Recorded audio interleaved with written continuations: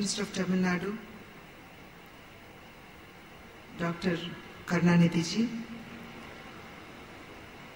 respected Dr. Chidambaram ji, Chairman Board of Governors, Agarwal ji, Secretary, Higher Education, Minister of Human Resources Development, Government of India, Professor Anant ji, Director of IIT, Chennai,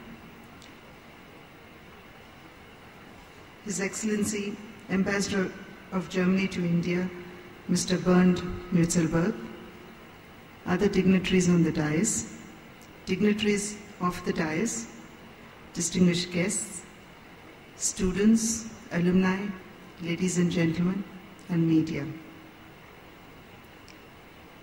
It is indeed a matter of immense pride and privilege for me to be here today to share this joyous occasion on the celebration of the Golden Jubilee year that IIT Chennai is about to enter. For a person like me who had spent the precious years of her life in Chennai when she was young, standing outside the campus of IIT, wondering what a 650 acre sprawling campus which houses moving mountains and stagnant rivers always look like, I must say it is a moment of pleasure, and it is very dear to my heart that I am here today to be part of the celebrations that IIT Chennai is about to begin from today. I also bring to each one of you here the best wishes of Shri Arjun Singh ji, Honorable Minister for Human Resources Development, Government of India, and as he is indisposed, he is unable to be here, but has been kind enough to delegate me to be here on his behalf and also give each one of you his best wishes.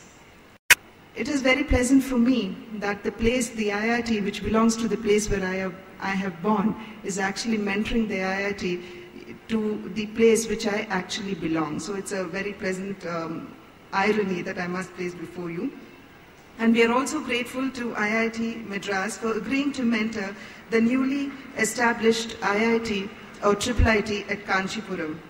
While the ministry will take care of the needs of these institutes for building up the infrastructure, the quality of their graduates would depend on the quality of the teachers. As has been pointed out rightly by the speaker before me, the shortage of faculty in the engineering education actually is an area of concern to each one of us. And compounding this problem is the fact that there is a drain from teaching and research into other more lucrative fields. As has been rightly pointed out, India produces about 4,000 to 5,000 PhDs in science and engineering annually when compared to the 23,000 PhDs that US produces every year and about 35,000 PhDs which China produces every year.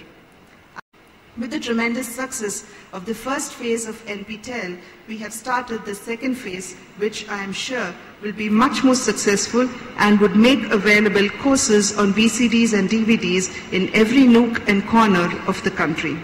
I am aware that IIT Madras has taken up a number of initiatives, and one such initiative is setting up of the research park to create a collaborative environment between the industry and the academia to enable, encourage and develop cutting-edge research and technology and innovation.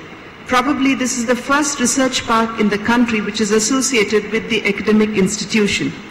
Delivering his convocation address in IIT Kharagpur in 1956, Shri Jawaharlal Nehru had said, I quote, "Here in the place of that Hijli detention camp stands the fine monument of India, representing India's urges, India's future in the making. This picture seems to me symbolical of the changes that are coming to India," unquote. I have every reason to believe that our IITs have succeeded in a substantial measure in realizing the dreams of our first Prime Minister, Pandit Jawaharlal Nehru.